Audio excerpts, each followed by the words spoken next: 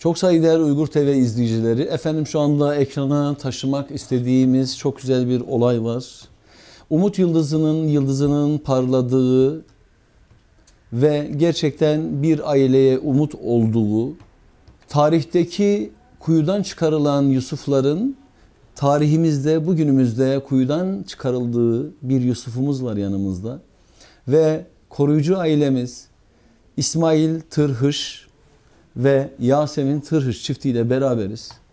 Efendim bu olayı sizlerle paylaşmak bizi çok mutlu edecek. Öncelikle Yasemin Tırhış hanımefendiye sormak istiyorum, annemize sormak istiyorum. Efendim Yusuf'un kuyudan çıkması için siz önce neler yaptınız? Ben öncelikle çocuğun annesini gördüm. Annesindeki çaresizliği gördüm. Çocuğunu alıp o akşam bir yere vermesi gerekiyordu. O kadar çaresizdi ki ağlıyordu. Ben bir anda yani çocuk almayı hiç düşünmüyordum. Yani öyle bir şey aklımda hiç yoktu.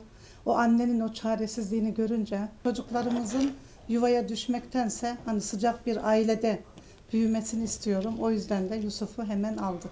Peki efendim, o zaman biz evladınız Umut Yusuf ile sizin de umudunuz olsun inşallah, ama bu umudunuz inşallah umut olmaktan asla ve asla çıkmasın. Rica ederim. Biz sizi tebrik ediyoruz. Sizin nezdinizde bütün annelerimizin, hatta anne adaylarımızın ellerinden öpüyoruz. Evet İsmail Bey, efendim siz neler söylemek istersiniz?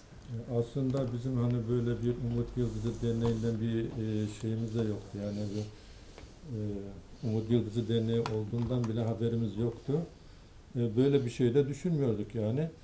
Bu çocuk Allah'ın bir vesilesi olarak geldi. Burada işte dernekte çalışan bir arkadaşın sebebiyle, vesilesiyle oldu bu iş. Ansızın bir gece geldi işte. Ondan sonra biz çocuğu ansızın bir gece geldi derken? Ansızın bir gece geldi yani. Yani o ansızı biz izleyicilerimize nasıl ifade edeceğiz? Şöyle bir şey diyeyim, yani Allah'ın bir vesilesi oldu yani. İşte bir arkadaşın vesilesiyle, burada çalışan bir arkadaşın vesilesiyle, o arkadaş da benim hanımın arkadaşıydı. Onun yeğeni bu çocuğun annesini tanıyordu. Öylelikle bir Allah'ın bir lütfu olarak geldi. Eyvallah. Biz de bu çocuğu görünce canımız hemen kaynadı o günü. Evet. Ben zaten işteydim, bana da bir sürpriz oldu. Ve o gündür bugündür bu bizim bir aileden oldu yani. 17 gün, hemen hemen 2 yaşına basacak. Evet.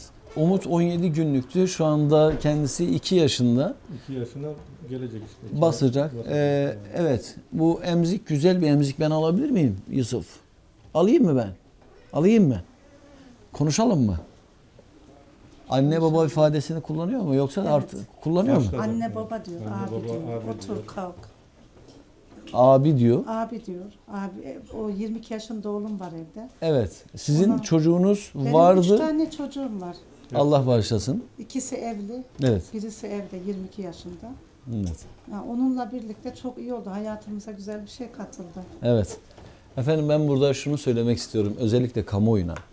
Bizim için bu çok önemli. Sebebi de insanlar zannediyorlar ki Umut Yıldızı ya da insanlara umut taşıyan diğer dernekler zannediyorlar ki sadece efendim işte çocuğu olmayan ya da kimsesi olmayan çocuklar için ümit taşıyorlar.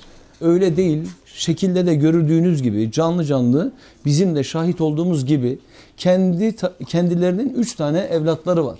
Ve bu 3 tane evlatları olmasına rağmen kendileri bir tane Yusuf'u kuyudan çıkarıyorlar.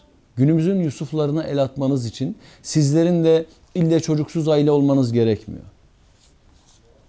Günümüzde o kadar çok Yusuf'umuz var ki kuyularda. Bunun Almanı Yosef, Türk'ü Yusuf, hangi milletten oldukları da çok önemli değil. Hangi dinden oldukları da çok önemli değil. Önemli olan insan olmaları, önemli olan çocuk olmaları. Biz ümit ediyoruz ki bu sizinle beraber paylaştığımız programdan sonra çocuklu ya da çocuksuz bütün aileler inşallah kimsesiz çocuklar için sıcak yuvalarını lütfen açsınlar.